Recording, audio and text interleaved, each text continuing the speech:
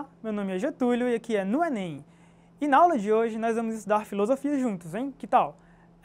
Você que deve estar em casa se perguntando o que filosofia e Enem tem a ver, é bom lembrar que filosofia, assim como outras matérias, se tornaram obrigatórias nos últimos anos do ensino médio. E é interessante pensar que o Enem tem a cada ano mais abordando questões que envolvem conhecimentos na filosofia, na sociologia e na interdisciplinaridade que essas disciplinas têm na área de humanas. Na aula de hoje, então, vamos entender por que é importante estudar filosofia e vamos dar alguns exemplos. Se você der uma olhadinha no slide agora, a gente já vai.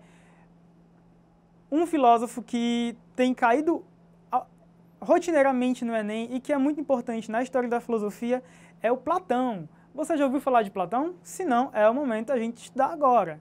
O que você conhece sobre Platão? Bom, vamos dar uma olhadinha aqui. Esse moço que vocês estão vendo aí no slide é o Platão. Ele, como vocês devem saber, é um filósofo lá da Grécia Antiga. Então, o que um filósofo da Grécia Antiga tem a ver com o Enem? O que um filósofo lá de tanto tempo atrás pode ter a ver com o Exame Nacional de Ensino Médio? E por que eu, estudante do ensino médio brasileira, devo me preocupar em estudar esse moço aí? Bom, vamos dar uma olhada. O Platão é um filósofo da cidade de Atenas que, devido a várias circunstâncias históricas, políticas e sociais, se tornou muito importante ao longo do desenvolvimento do seu pensamento na filosofia. Então, gente, o Platão continuava, na verdade, uma tradição histórica muito interessante ali em Atenas, que era a filosofia, né, que até então tinha tido um caráter mais ou menos naturalista. O que isso quer dizer? A filosofia tinha se preocupado até então em investigar os fenômenos da natureza, ou por que as coisas acontecem, por que o mundo é assim, né? Ou seja, questões relacionadas à natureza da existência, do cosmos. Com Platão isso vai tomar uma outra medida. O Platão vai ser talvez um dos primeiros filósofos a investigar filosoficamente o quê? A dimensão humana, a natureza humana, e dar a problemas humanos questões e um enviesamento filosófico. O que isso quer dizer? Quer dizer que Platão pode ter sido um dos primeiros pensadores do nosso Ocidente a pensar problemas humanos como a verdade, a justiça, o certo e o errado, a partir de um viés filosófico. Então, esse é um dos grandes motivos porque Platão é tão falado hoje em dia, porque Platão é tão importante na história da filosofia, ok? Bom, outro motivo para o Platão ser tão importante, tão bambambão como a gente está colocando, é que ele foi também um dos primeiros filósofos a investigar tantas coisas, tantos assuntos, a fazer tantas perguntas ao longo da história do seu pensamento, e tendo sido o primeiro a fazer tantas perguntas, também foi o primeiro a dar as mais ou menos melhores respostas para as coisas que ele colocava, ok? Então, se você para pensar por alguns minutos e ver o nosso pensamento como resultado de um processo histórico que vem se construindo ao longo de centenas e centenas de anos, com a contribuição de muitas mentes, de milhares de pessoas ao longo desse tempo, Platão foi, de certa forma, o iniciador de todo esse movimento, lá na Grécia Antiga. Ou seja, quando eu falo Platão é importante hoje, não é à toa. Mas vamos tentar entender por que o Platão é importante. Opa! Bom, trata-se de entender, fazendo um recorte histórico importante, né, que muitas das questões que o Platão pensou ainda são atuais. Mas mesmo que essas questões não fossem atuais, por exemplo, qual é a natureza da beleza? Por que as coisas são bonitas? O que é o belo? Será que o belo, ou a beleza, ou o bonito é uma coisa subjetiva, depende do meu gosto? Ou será que a beleza é uma coisa objetiva? Todo mundo acha algo bonito porque aquilo tem algo bonito em si mesmo. Ou, por exemplo, o que é a verdade? O que torna uma fala verdadeira e outra não verdadeira? Por que é importante que a gente fale a verdade? E, nesse sentido, o que é a verdade? A verdade é algo subjetivo, é algo meu ou é algo objetivo? Que depende não de mim, mas de todos nós. Bom, mesmo que essas questões não fossem importantes, algo de Platão que continua vivo, né, ainda hoje é a sua maneira de pensar.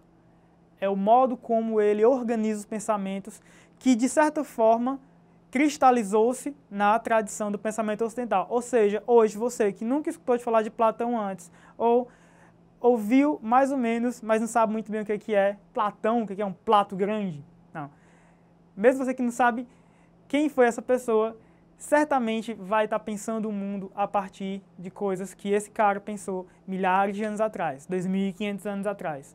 Ou seja, a filosofia vai tentar explicar agora que o pensamento também é influenciado historicamente e, portanto, o modo como nós pensamos, o modo como nós compreendemos a realidade é um fruto, né, uma constituição advinda do quê? De todo um processo histórico. E é isso que nós vamos ver agora. Se vocês fizerem um pequeno exercício de relembrar a aula de filosofia com o professor de vocês, com a professora de vocês, vocês vão lembrar de um troço chamado mito da caverna. O que é o mito da caverna, gente?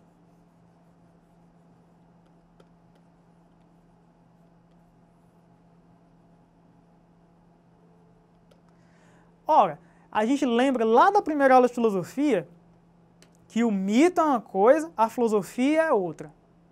Que o mito é uma explicação mágica da realidade e a filosofia é a tentativa de racionalizar a experiência humana e dar explicações racionais para os fenômenos que acontecem tanto na natureza como dentro de nós. Mas isso aconteceu, essa separação entre mito e filosofia aconteceu mais ou menos alguns séculos antes de Platão, né? Antes de ele pensar, antes de ele fazer a filosofia dele e, portanto, influenciava ele também. Mas a questão é que o Platão ele era muito sabido, então ele sabia que para levar a filosofia dele para outras pessoas, para comunicar a filosofia dele para outras pessoas, era importante o quê? Era importante que ele soubesse contar essa filosofia, era importante que ele soubesse dizer uma história que as pessoas pudessem compreender, ok? Então, o que ele fez? Ele criou, num livro que ele chama A República, no seu livro 7, né? Ele dividiu o livro dele em livros, ele criou esse mito para tentar explicar algo que é muito importante, que é a teoria das ideias de Platão, que é o que nós vamos ver daqui a pouco. A questão é, por enquanto, por que o mito é uma linguagem escolhida por Platão? Ora, contando uma história, a gente atrai as pessoas, a gente senta em torno da fogueira e fala alguma coisa, e as pessoas se tornam interessadas no que você está contando. Então, Platão poderia passar horas e horas dizendo, olha, eu penso isso, eu penso aquilo, e as pessoas poderiam não se interessar. O que ele fez, então? No livro dele, ele escreveu uma história que explicava por si mesma o que ele estava querendo dizer. A ideia que estava por trás do pensamento que ele estava oferecendo àquelas pessoas, àquela comunidade. E isso tem totalmente a ver com algo que vocês podem perceber quando a gente fala de Platão, que é o seu estilo. Quando você pega um livro de um filósofo hoje em dia, de um filósofo brasileiro, de um filósofo americano, de um filósofo francês, você vai perceber que o texto dele ou dela está escrito de uma forma muito clara, muito objetiva e às vezes meio chato também. Por que o texto está escrito assim? Ele está escrito em forma de tese, né? Ele está escrito em forma de um texto argumentativo, com introdução, desenvolvimento e conclusão. Então, é um formato muito engessado. Ou seja, se eu escrevo uma coisa no meu livro de filosofia, esse livro pode chegar a uma pessoa que nem sabe quem eu sou, que nem sabe o que eu penso, pode ler aquilo que está escrito daquele jeito e entender de outra maneira. Ou seja, a gente sabe que a linguagem é muito importante, mas que, apesar de ela ser o único meio que nós temos de nos comunicar, ela oferece muitos riscos. A mensagem que eu envio para você pode, né, chegar deturpada ou pode nem chegar, de repente. Então, esse problema também diz respeito aos livros, ou seja, se você pega um livro, e talvez você saiba bem que experiência é essa, se você pega um livro, abre ele, lê aquela página e fica pensando, meu Deus, o que isso quer dizer? Você não entendeu o que o livro quer dizer. Porque está difícil, ou porque está escrito de uma forma que talvez o autor não soubesse explicar, talvez o filósofo escrevesse mal. E aí? E se o filósofo não souber explicar a si mesmo pela escrita, o que ele vai fazer? Então, o Platão, seguindo o que o mestre dele pensava, que mestre era esse? O Sócrates, ele dizia assim, olha, escrever é um risco. O Sócrates, inclusive, ele nem escrevia, ele não deixou nenhum livro escrito, porque para o Sócrates, a filosofia só era possível através do diálogo. A filosofia só era possível através do contato entre duas pessoas que conversavam. Então, o que acontece é que o Sócrates decidiu não escrever, mas a presença dele em Atenas, né, todo o movimento que ele fez durante sua vida em Atenas foi um impacto tão forte sobre a vida daquela cidade que o Platão decidiu ele mesmo se tornar um filósofo, né, e desenvolver a partir dele mesmo as questões que o Sócrates deixou em aberto, ou com a sua curiosidade suscitada pelo contato com Sócrates, o pensamento de Platão levou a novas respostas e, posteriormente, a novas perguntas, criando uma teoria, afinal, independente da de Sócrates. A questão é que o Platão escolhe, vendo aí no slide, o diálogo como estilo para a sua expressão filosófica por um motivo muito simples. Em textos como o Banquete, o Fédon,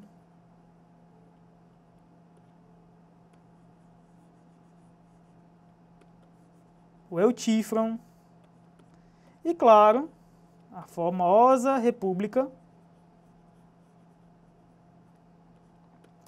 Platão não coloca o pensamento dele engessado numa tese. Platão não coloca os argumentos dele preso a uma forma específica que não muda. Platão divide os argumentos dele, as razões dele, entre as personagens que interagem, e a partir do diálogo entre essas personagens, ele desenvolve o que ele queria dizer, o pensamento dele, a teoria dele, que afinal é o que está por detrás não só daquele livro, mas do pensamento dele. Lembrem, gente, que filosofia e filosofar é, antes de tudo, uma atividade de reflexão do pensamento. Se a filosofia é uma atividade de reflexão do pensamento, ela não pode se reduzir a um texto escrito. Cabe salientar que o texto escrito continua sendo a principal mídia de comunicação que a filosofia tem através do tempo. Se não fosse o texto escrito, eu não poderia estar falando de Platão, ou de Descartes, ou de Hobbes, ou de Hannah Arendt, ou de vários outros filósofos e filósofas ao longo da história da humanidade. O Platão não está dizendo que é para rasgar os livros, ou que é para não escrever ou não ler, não. Ele está dizendo que a leitura e a escrita são a única coisa que nós temos para acessar a filosofia de outras pessoas. Mas isso não deve, né, dar a ideia de que a filosofia acabou, de que nós não temos mais nada que pensar. A gente tem que pensar sim. E a filosofia é esse movimento, o movimento de inquietação do pensamento que busca dar respostas para a nossa realidade, para os nossos problemas. Mas, dito isso, cabe colocar que as teorias de Platão estão vivas até hoje por causa da sua importância, por causa da sua originalidade e certamente por causa da sua complexidade. Bom, vamos ver. As principais teorias de Platão, né, se adequam em questões sobre a verdade,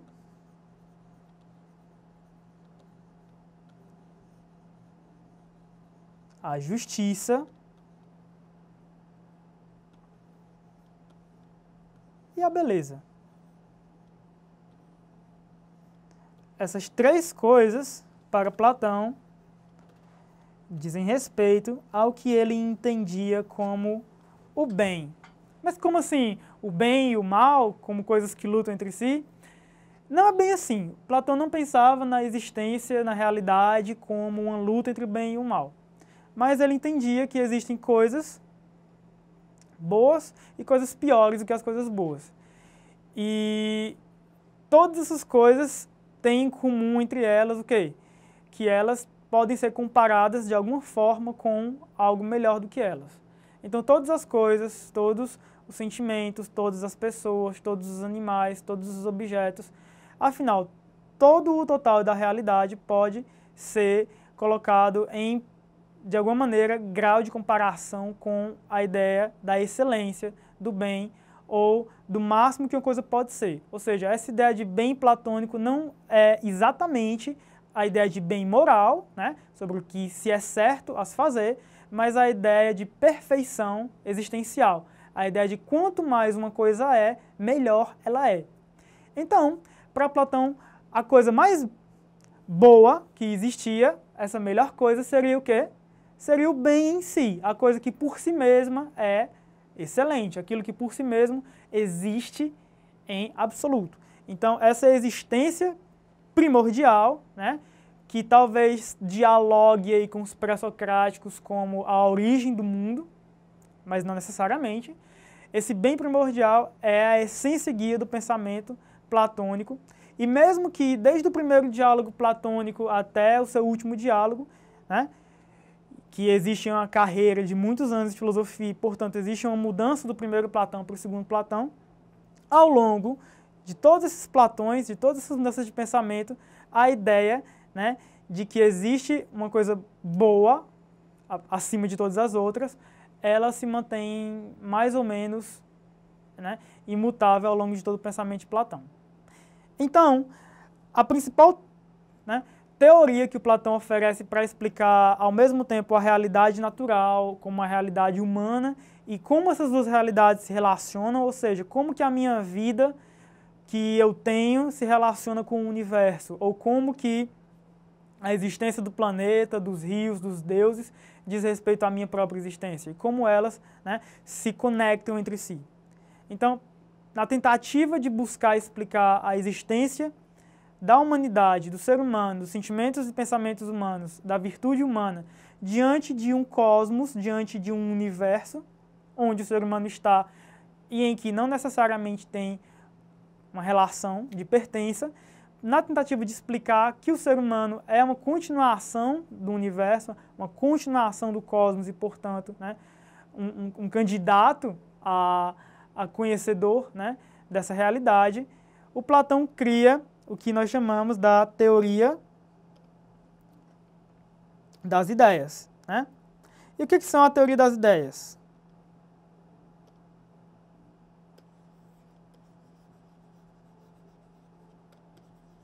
Dá uma olhadinha no slide, que vocês vão ver. Quando a gente fala em ideia, a gente pensa basicamente, ah, meu Deus, eu tive uma ideia, e isso é uma solução que você tinha para um problema. Só que ideia, em Platão, tem a ver com a palavra grega eidos, que significa imagem, ou, melhor traduzindo, significa forma, ou seja, o formato de uma coisa. Aí o Platão, às vezes, se perguntava, gente, será que eu posso dizer que existe uma pessoa bonita no mundo? Será que eu posso dizer que existe um vaso bonito no mundo? E, afinal de contas, será que eu posso dizer que existe um cavalo bonito no mundo? Esse é o meu cavalo, tá, gente? Quando ele perguntava isso para as pessoas, na discussão na Ágora, ele colocava a personagem de Sócrates para perguntar às outras. Será que eu posso afirmar que existe a beleza? Será que eu posso afirmar que essas coisas são bonitas? As pessoas diziam, sim, Sócrates, você pode dizer que essas coisas são bonitas. Aí o Sócrates, né, essa personagem do Platão, nesse momento, perguntava, ora, se eu posso afirmar que tais coisas são bonitas, o que existe em comum entre um cavalo, uma pessoa e um vaso, para que essas três coisas distintas e, de certo modo, incomparáveis entre si, sejam bonitas? A pessoa ficava assim. Sócrates, eu tenho que trabalhar, tenho que resolver alguma coisa agora, não vou te responder, mas claro que tem a ver, né? Claro que as coisas são bonitas. Ou, às vezes, ele mudava o argumento. O que é a coragem? O que é a virtude? O que é a justiça? Né? Que é o principal tema do livro A República. Buscando a essência dessas coisas que interessavam, que importunavam o pensamento, que o inquietavam e o levavam a pensar o que essas coisas eram, o Platão criou a teoria de que tudo que existe no mundo é uma consequência lógica e natural de algo mais perfeito. Ou seja, tudo que é bonito no mundo, tudo que é bom no mundo, ou tudo que é justo no mundo, é uma consequência natural, ou, como ele diz nos livros dele, uma cópia de uma coisa bonita, de uma coisa verdadeira e de uma coisa justa no mundo. Ou seja, o Platão criou a teoria de que para cada coisa que existe no mundo existe uma forma, existe uma ideia, e todas as coisas que existem individualmente são cópias, né, que participam parcialmente dessa ideia perfeita. Ou seja, neste mundo em que estamos, este mundo que cabe aos nossos sentidos, ao nosso tato, ao nosso paladar, ao nosso olfato, à nossa visão e à nossa audição, tudo isso que nós sentimos e absorvemos da natureza, tudo isso não pode, por motivos lógicos, ser perfeitamente o que essas coisas são. Ou seja, explicando isso de forma melhor, nenhuma pessoa bonita no mundo será o que a beleza é. Ela não será totalmente bonita, ela não será 100% bonita. Nenhuma verdade será 100% verdadeira, nenhuma justiça será 100% justa, né? Senão que serão cópias imperfeitas da verdadeira beleza, da verdadeira verdade e da verdadeira justiça. Então, o que o Platão acaba por criar é a divisão entre dois mundos. Um mundo inteligível, que é alcançado pela inteligência, e um mundo sensível, que é alcançado pela sensibilidade, pelos nossos sentidos. Então, se, por exemplo, se vocês virem uma questão como essas, né, na prova de Enem, vocês veem uma imagem que diz abaixo, na pergunta: no centro da imagem, o filósofo Platão é retratado apontando para o alto. Esse gesto significa que o conhecimento se encontra em uma instância na qual o homem descobre a... Aí ele deixa 5 alternativas para você completar essa frase. O Enem deixa 5 alternativas. Vamos dar uma olhadinha na imagem original. A pintura Escola de Atenas, né, do Rafael, lá no Renascimento. E a questão final. Ora, se tudo que existe no mundo é uma cópia imperfeita de uma realidade superior, que não é alcançada pelos sentidos, só pela razão, a resposta qual você daria? A suspensão do juízo como reveladora da verdade, a realidade inteligível por meio do método dialético, a salvação da condição mortal pelo poder de Deus, a essência das coisas sensíveis no intelecto divino e a ordem intrínseca no mundo por meio da sensibilidade. De acordo com a nossa aula, vocês marcariam, claro, o item B. Platão está apontando para cima, porque é para cima, né, para essa realidade superior, além dos sentidos, que está a realidade inteligível, ou seja, a realidade alcançável pela inteligência, que é atingida por meio do método dialético. E o que é dialético? É o método a partir do diálogo. O diálogo entre duas partes que se encontram e que, oferecendo verdades parciais, podem, a partir do diálogo, chegar a uma verdade mais geral, mais universal. Quero agradecer, dar tchau e volte para o No Enem. Aqui é o professor Getúlio e até mais.